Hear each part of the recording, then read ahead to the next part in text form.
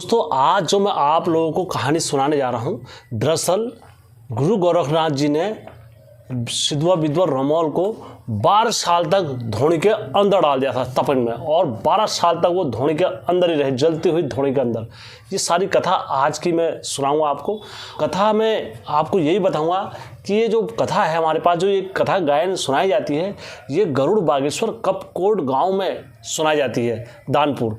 तो वहाँ की कथा है, और किसी के पास भी अलग शहर की या कुछ भी अगर ऐसी कथाएं होंगी जो गुरु गोरखनाथ जी की और व्यक्तित्व को और गुरु गोरखनाथ जी के आदर सिद्धवा रमोल के नेचर को अच्छे से दोहरा सकते हैं, तो आप लोग ज़रूर हमारे चैनल के साथ साझा कर सकते हैं, और अवश्य हम उसे अपने यूट्यूब चैनल पर डालेंगे। तो दोस्तों, हमेशा की तरह कहानी में आगे बढ़ने से पहले चैनल का इंट्रो।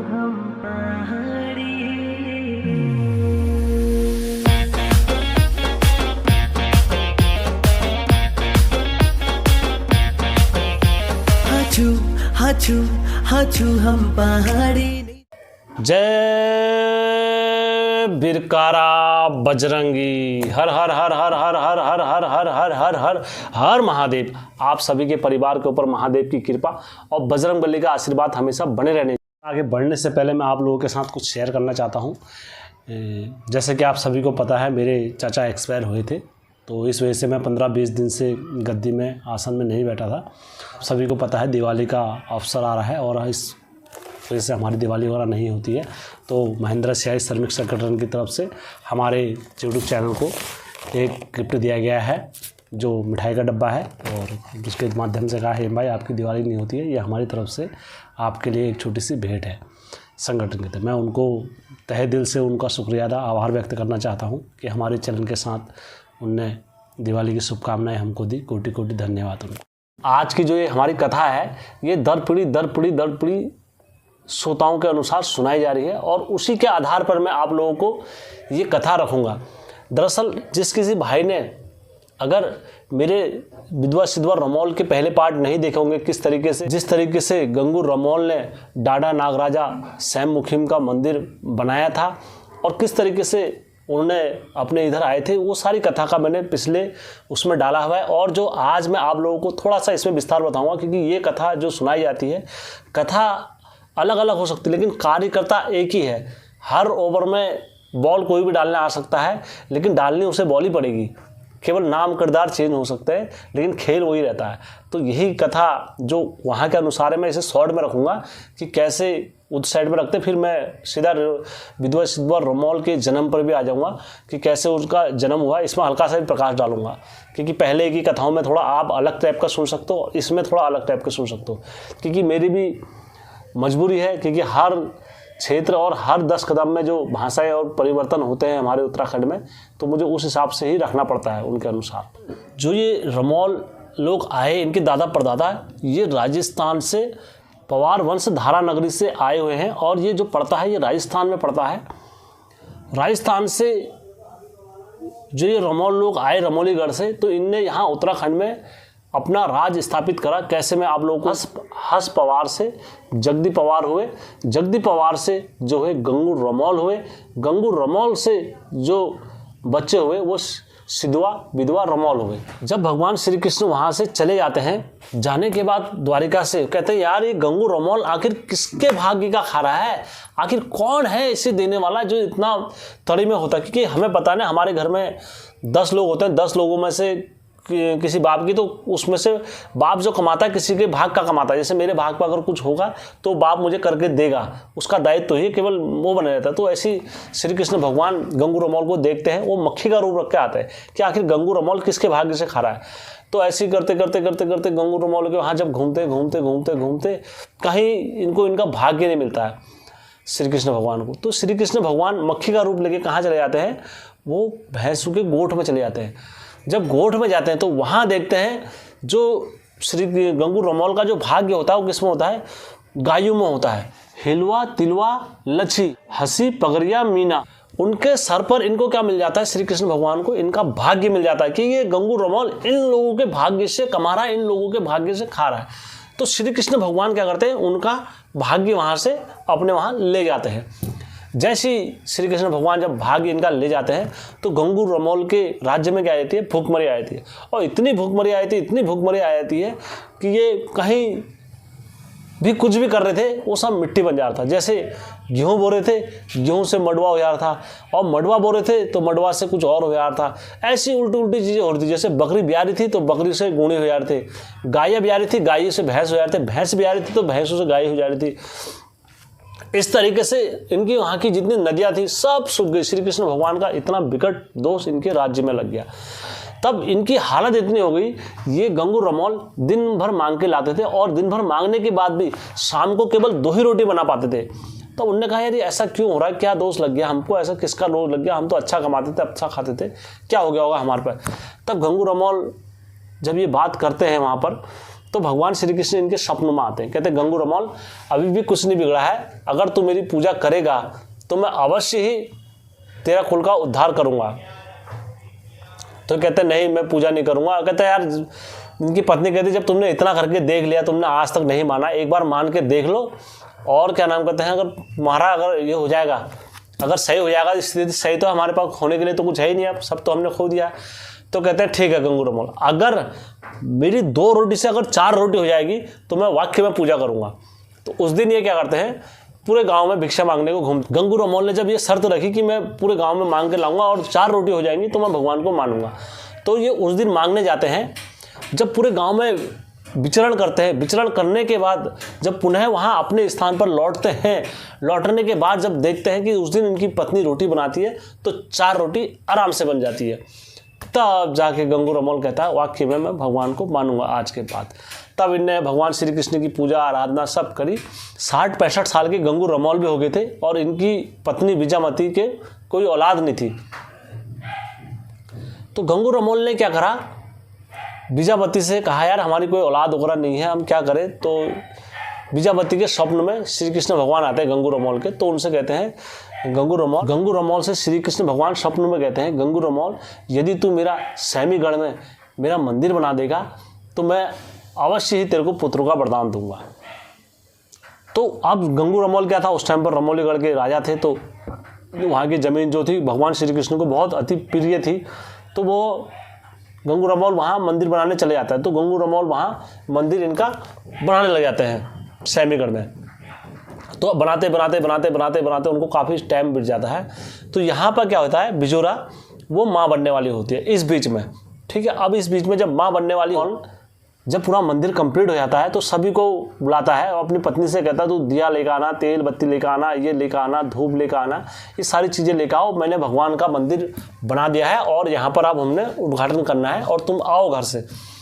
अब यहाँ बिजोरा को क्या हो जाता है मन में कि मेरे स्वामी वहाँ मंदिर बना रहे हैं और वो मंदिर अगर बनाएंगे और मैं ये अवस्था में वहाँ पर जाऊँगी, मैं माँ बनने वाली हूँ, तो उनको कितना बुरा लगेगा, कितना ठेस लगेगा, कहीं वो मुझे फटकार ना दे, कहीं ये ना कहीं किसके बच्चे हैं, क्योंकि मैं तो यहाँ हूँ और ये बच्चे कैसे हो गए। तो ये सोच के बड़ी शंका में पड़ जाती है बिजोरा। लेकिन गंगू रमोल का आदेश था पहले से, जो पति धर्म होता था वो बहुत बड़ा होता था, पत्नी को अपने पति का आज्ञा का पालन करना ही पड़ता था क्योंकि अनुमति मिल जाती थी। तो उसी प्रकार जब इनको आदेश आया वहाँ से तो उन्होंने कहा मैं जाऊँगी तो सही, अपना पति धर्म जरूर निभाऊंगी। तो ऐसे करते करते ये क्या करते हैं, सैम मुखैम को निकल जाते हैं वहाँ। और जो आज के समय में जो मंदिर बना है, जो सैमीगढ़ जो मंदिर बना है, आज के समय में उसे सैम मुखैम मंदिर के नाम से प्रसिद्ध बोलते हैं। क्योंकि मैं उस कथा में नहीं जाऊँगा, वो कथा मैंने पहले डाल दी है, सैम मुखैम मंदिर कैसे स्थापित हुआ। जब इसी प्रकार सिजुरा जाती है वहाँ पर तो रास्ते में क्या बोलते हैं एक जंगल पड़ता है। तो घुटनों से नीचे नीचे का उसका जो पत्ते लगे हुए थे, घुटनों से नीचे नीचे पत्ते लगे हुए थे। तो वहाँ क्या हुआ, जो पत्तों के नाम है मैं वो भी रख, बुशाणी पत और अन्यारी पत। तो ये क्या हुए, ये घुटनों से नीचे नीचे इनके हो रहे थे बुशाणी वाले पत्ते।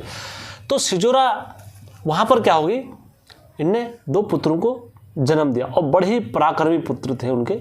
और जो पुत्र हुए वो क्या हुए, सिद्धू रमोल और सिद्धुआ विधवा 2 भाई रमोल हुए वहाँ पर। तो अब इनकी माँ कहती है मैं अब क्या करूँ, ये बच्चों को ले आ तो नहीं सकती हूँ वहाँ पर, और मैं इन बच्चों को वहाँ को भी नहीं ले आ पाऊँगी। अब मैं क्या करूँ, ये बच्चों को यहीं छोड़ के मुझे जाना पड़ेगा। तब वो बच्चों से बोलती है तुम होगे अगर धर्म के पुत्र, और होगे अगर तुम सच्चे पुत्र, और होगे अगर एक माँ के पुत्र, और मैंने अपने जीवन में कभी छल कपट नहीं करा होगा, मेरे अगर सच्चे पुत्र होगे तो मुझे अवश्य ही मिलोगे। और इतना कह के वो पुत्रों को दोनों को वहाँ वो पत्तों से ढक जाती है, भूषणी पत्तू और अंजानी पत्त, इनसे वो पत्तों को ढक के वहाँ से अपना निकल जाती है। और वो वहाँ पर स्वयं मुखे में वहाँ पर पूजा आराधना वगैरह सब करते हैं, और करने के बाद अपना घर को आ जाते हैं रमोलीगढ़ को। स्वयं मुखेम का स्थापना हो गई। अब यहाँ से क्या हो रहा होते हैं, तो दो संत लोग जा रहे होते हैं, अलग अलग की वाणी आदेश की वाणी करते हुए, अलख निरंजन अलग समाई, अलख निरंजन आदेश माई।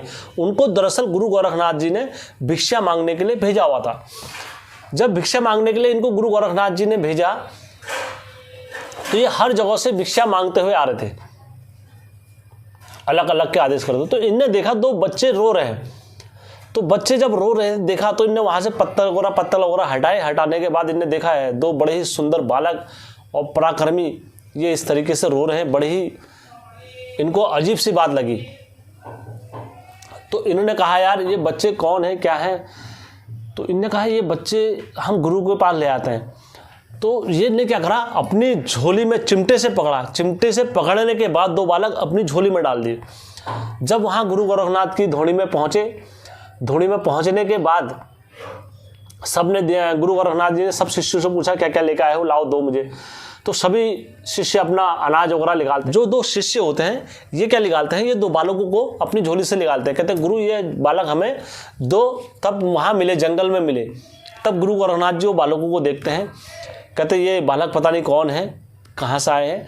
तब वो क्या करते हैं, वो बालकों को पकड़ के कहाँ डाल देते हैं, धोनी में डाल देते हैं। और धोनी में डालने के बाद कहते हैं अगर होगे तुम धर्म के पुत्र, और अगर होगे न्याय करने के लिए अगर पैदा, और होगे अगर वरदानी पुत्र, तो तुम इस में से जीवित निकलोगे, और अगर तुम मिथ्या होगे, साक्ष नहीं होगे, तो तुम इसमें ऐसी जल के मर जाओगे।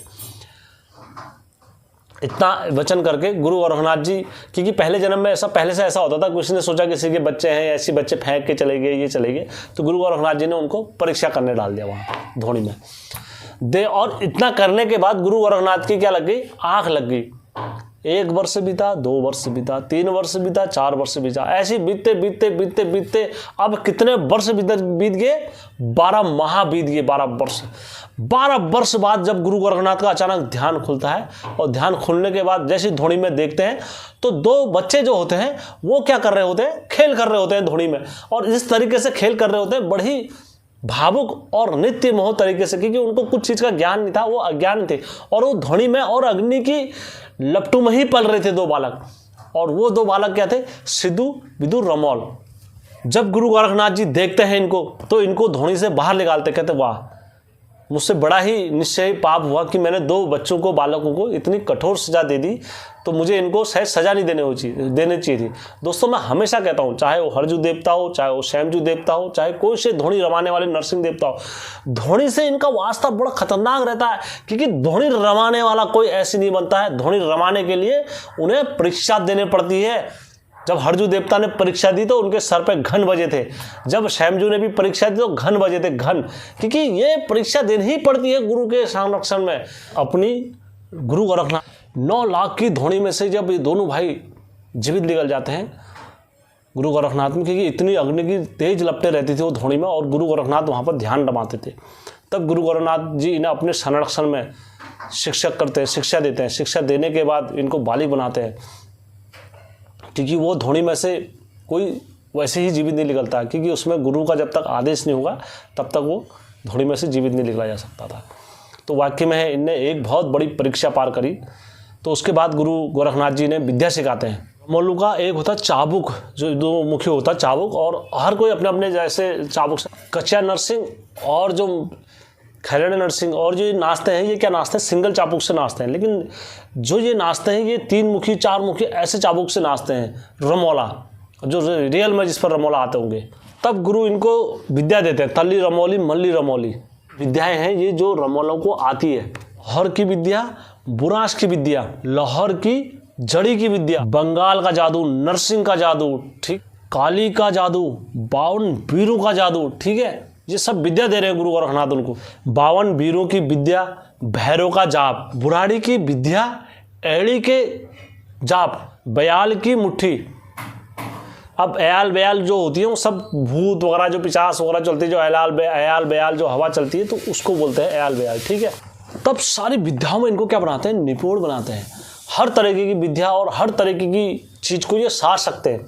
अब ये जितनी विद्या दे रखी है इनको गुरु गोरखनाथ जी ने, ये समझ लो सबको सार सकते हैं जिन जिनके नाम है, क्योंकि ये इनके साथ चलेंगे। अगर रहा रमौल चलेंगे तो ये सब उनके साथ चलेंगे। मैं नहीं बोल रहा हूँ कहीं आप सोचो यार हे मिथ्या बोल रहा, नहीं, क्योंकि ये विद्या इनको दी है और ये हर जगह उत्तराखंड में विद्या इनकी पढ़ी जाती है, विधवा सिद्धवा रमौल की, ठीक है। उसके बाद जब इनको सारी विद्याओं में निपुण कर देते हैं, निपुण करने के बाद ये कहते हैं गुरु गोरखनाथ से, गुरु आपने हमें सब विद्याओं में निपुण तो बना दिया, अब हमको ये भी तो बताओ हमारे माता पिता कौन हैं, हम कहाँ जाएं, किसके पास जाएं, क्या करें हम। तो गुरु गोरखनाथ जी कहते हैं यार तुम्हारे माता पिता कौन है ये तो किसी को भी नहीं पता है, ये तो तुम्हें वहाँ से पकड़ के लेकर आए, जाओ मैं तुमको इतना वचन देता हूँ तुम्हारी परीक्षा के लिए, तुम सारी जगह घूमो और सारी जगह घूमने के बाद हर घर से भिक्षा मांगो, जिस घर से तुम्हारी झोली भर जाएगी छलक के, उस घर से क्या होगा, वही तुम्हारे माता पिता होंगे। अब ये क्या करते हैं, सकल संसार घूमना स्टार्ट कर देते हैं, हर घर से भिक्षा मांगते हैं, हर घर से भिक्षा मांगते हैं।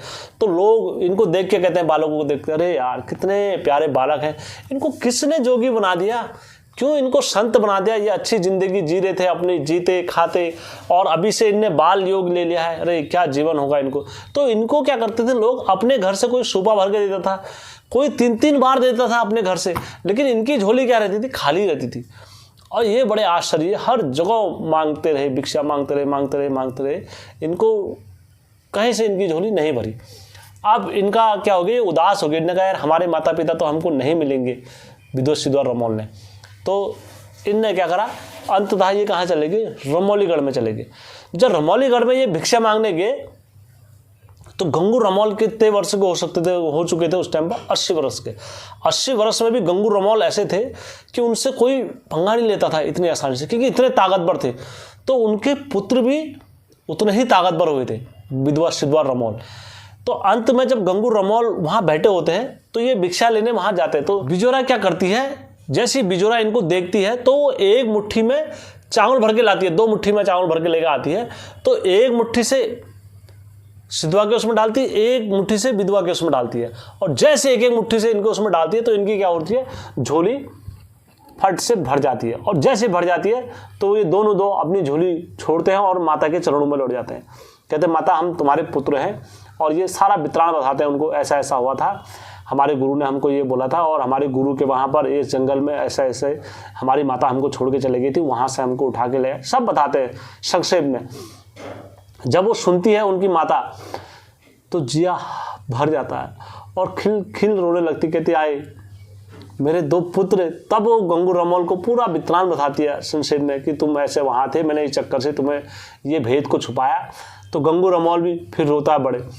तब कहते हैं गुरु गोरखनाथ जी ने बोला था जहाँ तुम्हारी ये झोली भर जाएगी तुम्हारे माता पिता वही असली होंगे, क्योंकि उन्होंने कभी आज जीवन असत्य नहीं बोला है। उनकी वाणी में हर हमेशा भगवान विद्यमान रहते हैं, जो गुरु गोरखनाथ जी ने बोल दिया वो सत्य होता है मातेश्वरी।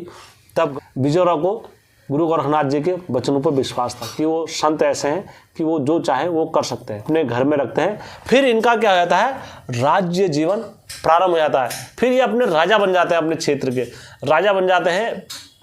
राजा बनने के बाद ये अपना राज्य लीलाएं प्रारंभ करते हैं। तो गंगू रमौल ने अपना राजपाट किनको सौंपा, अपने पुत्र को सौंपा, विधवा सिद्धवा रमौल को, और पूरा राज्य अभिषेक जैसे करते हैं उसी विधि से इनका करा।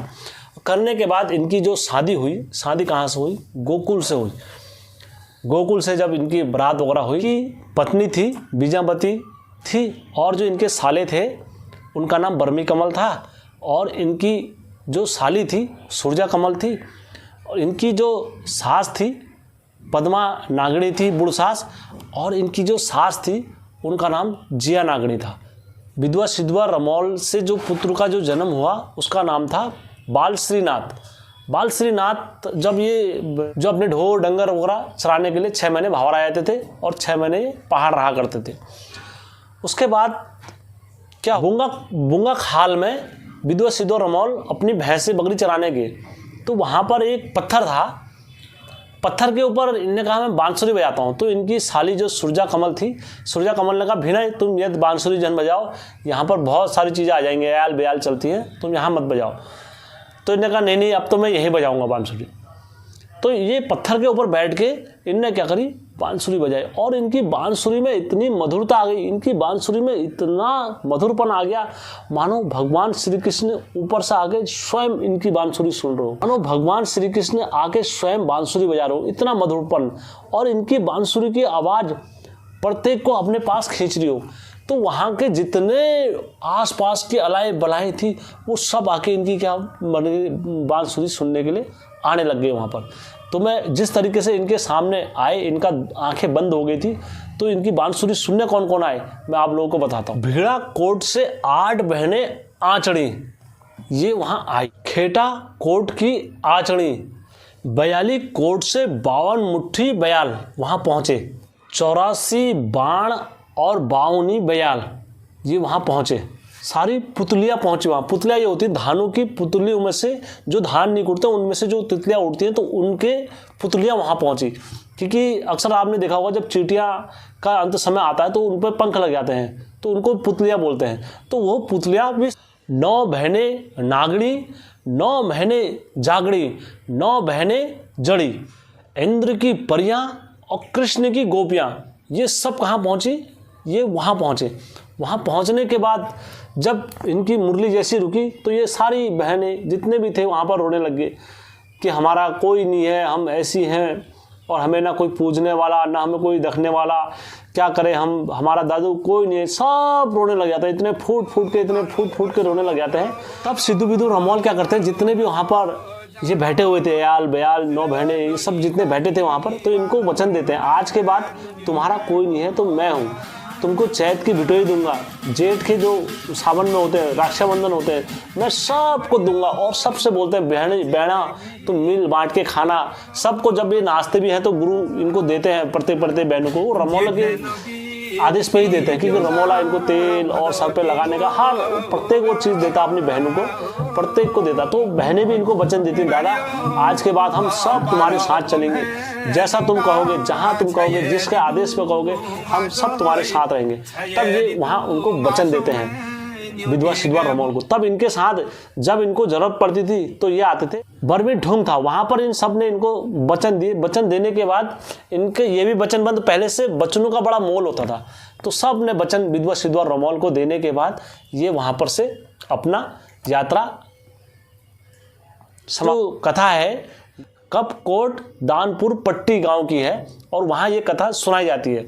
और कहीं कहीं बिजोरा सिजोरा 2 बोली जाती हैं पत्नियां इनकी, तो अलग क्षेत्र में ये पत्नियां 2 हो जाती हैं। तो हर क्षेत्र की कथा अलग अलग है। तो मैंने आज आपको कपकोट की कथा रखी है, और आपको अगर अच्छी लगी होगी तो कथा को शेयर करना, लाइक करना और हर घर तक पहुँचाना दोस्तों। धन्यवाद।